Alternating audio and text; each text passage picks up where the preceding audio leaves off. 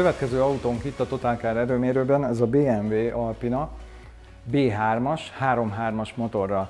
Mindig örülünk, amikor valami speciális kerül ide a színpadunkra, és most ez a vendégünk tényleg az. Eleve az Alpina egy érdekesség, mert viszonylag kis darabszámban gyártják, a BMW vállal rá garanciát, ezzel kvázi elismerve azt, hogy jó minőségben tuningolják az autót.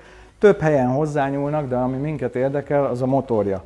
Ez az S52 B32-es blokk, ami az amerikai M3-asokban volt, leginkább az M50-es blokknak a rokona, ugyanis ez egy vasblokk, single vanoszos. A hengerfejéhez is hozzányúlt az Alpina, de nem ez a leglényegesebb, hanem a főtengely, ugyanis egy hosszabb löketű főtengely került bele, a furata is egy picit nőtt, így lett 3.3-as a blokk. 280 lóerős, kíváncsiak vagyunk, hogy itt a mérőpadon tudja-e ezt a 280 lóerőt.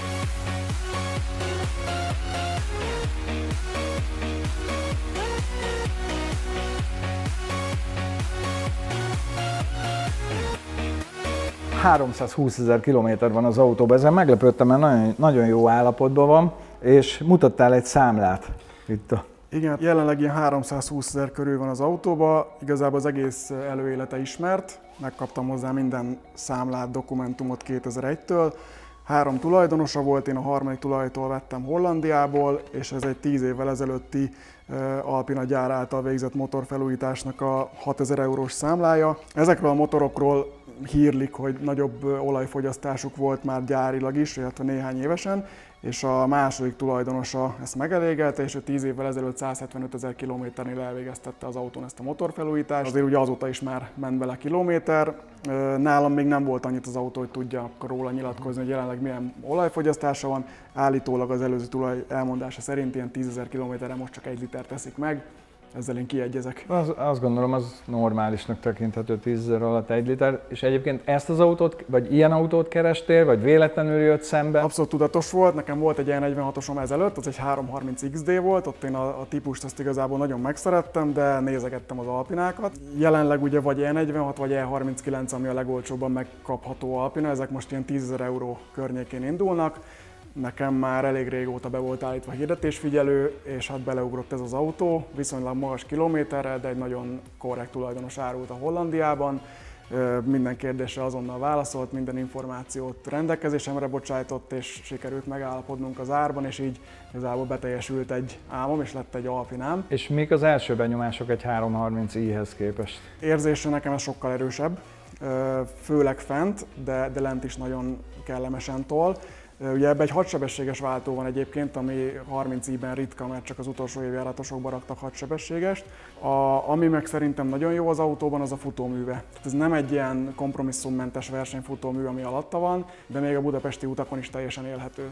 Tehát ez tényleg egy akár mindennapi használatra alkalmas autó. És ugye ennek a maximális teljesítménye az Alpina szerint 280 Alpina szerint 280, így van. Én olvastam egy tesztet, az Automotorunk Sport csinálta, ők nem mértek teljesítményt, viszont mértek gyorsulásokat, meg végsebességet is, és mindenben túl teljesítette a gyári adatot. Mit gondolsz a teljesítménye? Hogy lesz? Én a teljesítménnyel kapcsolatban, miután több 30i mérést láttam, ami nem érte el a gyári 231 lovat, én egy ilyen 250 és 60 közöttre satszolnám. Oké, én meg azt mondom, hogy 270 lóerő meg lesz, mert én bízom benne, hogy ez jól meg van csinálva ez a blokk, és most ki fog derülni. Ebben én is bízom.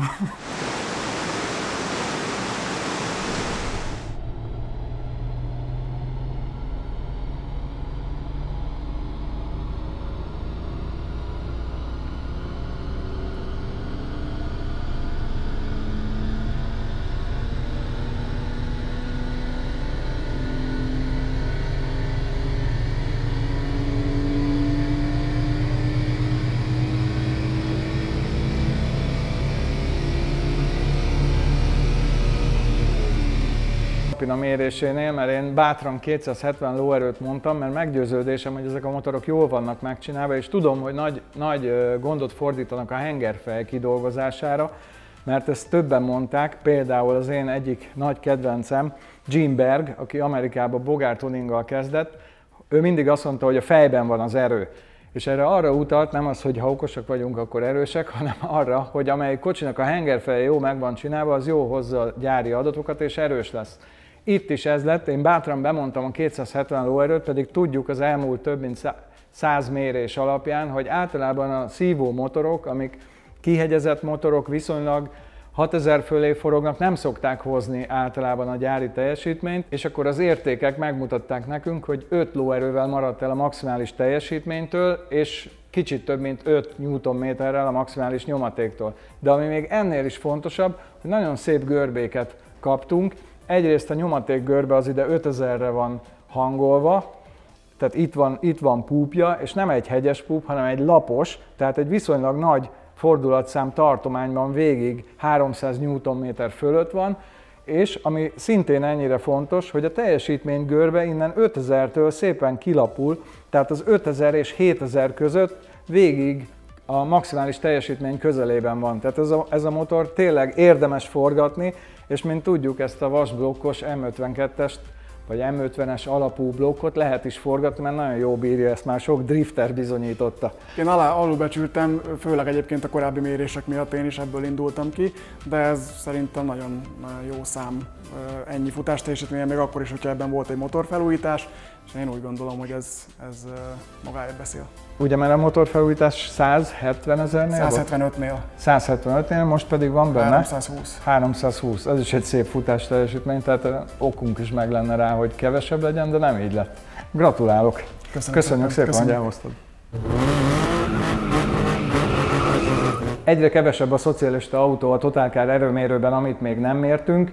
Most ilyen fog következni, egy 1005-ös Lada, a 2107-es sorozat, ilyet még nem mértünk, kíváncsiak vagyunk a teljesítményére.